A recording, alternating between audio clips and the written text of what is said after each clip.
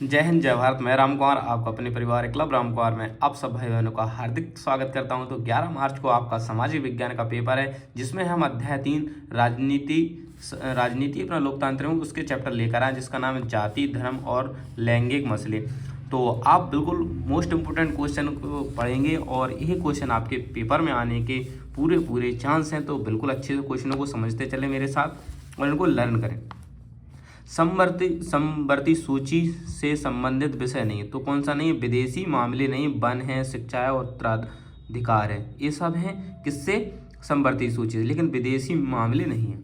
धर्मनिरपेक्ष राज्य में, धर्मनिरपेक्ष राज्य में क्या होता है? सभी राज्य को समान, जो हमारे सभी धर्म है ना, उनको समान समझाता है। किसी को ये नहीं कह सकते कि किसी धर्म को बढ़ावा दिया, नहीं, सभी धर्म समान है। जो हिंदू धर्म है हमारा, या मुस्लिम है, या सिख है, ईसाई, सभी धर्मों को समान समझा गया है संविधान के अनुसार। संविधान के अनुसार भारत की राजभाषा जो है वो हिंदी है।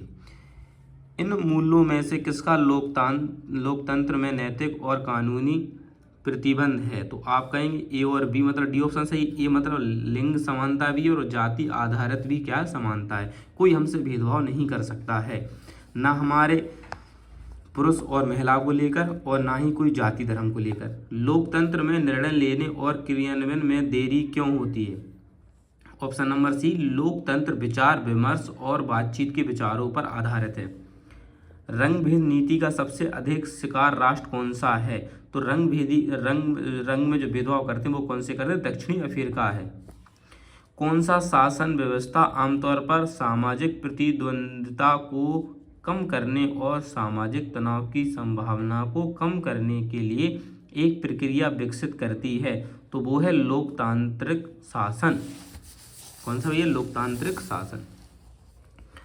फिर नारीवाद वह पुरुष या स्त्री है जो विश्वास करता है कि पुरुष और स्त्री समान अधिकारों में है। नेपाल पहली बार लोकतंत्र कब आया? तो 1990 में आया। आमतौर पर वर्ग विशेष हित समूह बढ़ावा देना चाहते हैं, तो ऑप्शन नंबर डी सही। ए और सी मतलब है कि समाज के समूह के एक विशेष वर्ग के हित में और उनके सदस्यों की भलाई और बेहतरी के लिए। जाति व्यवस्था के टूटने के लिए इनमें से कौन से कारण जिम्मेदार हैं? तो आपको उपयुक्त सभी। बड़े पैमाने पर शहरीकरण, साक्षरता और शिक्षा का विकास और व्यावसायिका और गतिशीलता।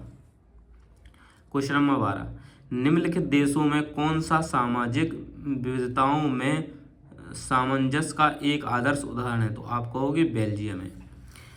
भारतीय समाज माना जाता है, एक पितृ प्रधान समाज माना जाता है। भारत में कौन सा समुदाय संयुक्त राज्य अमेरिका में आश्रितों की तरफ कमोवेश उसी स्थिति में है? तो है दलित। जिस प्रकार से अमेरिका राज्य उसमें काले और सफ़ेद लोगों में मतलब भेदभाव चलता है, वैसे ही हमारे भारत में किस में चलता है? दलित में। क्वेश्चन नंबर 15, संयुक्त राज्य अमेरिका के इतिहास में एक चमकते सितारे के नाम से कौन प्रसिद्ध है? तो आप कहोगे मार्टिन लूथर किंग जूनियर। समान प्रकार के लोगों के साथ समाज को क्या कहा जाता है? तो आप कहोगे समरूप। Option number A. सर्वप्रथम नारीवाद आंदोलन की शुरुआत किस देश में हुई थी? तो आपको ऑप्शन नंबर ए अमेरिका में।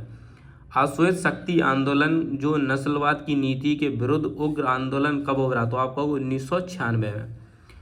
लोकतांत्रिक सरकार किसी अन्य शासन व्यवस्था से बेहतर है चूंकि वह इनमें से किसको बढ़ावा देती है? तो आप कहोगे व्यक्तिगत गरिमा और स्वतंत्रता को। तो मिलते हैं नेक्स्ट वीडियो, जब तक के लिए जय हिंद जय भारत, इंकलाब जिंदाबाद।